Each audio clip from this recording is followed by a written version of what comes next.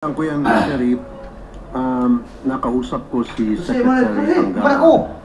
The problem sa public schools na kung saan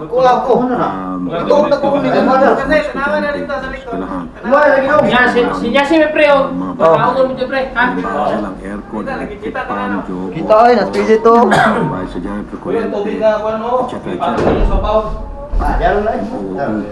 Yung maintenance and other operational expenses.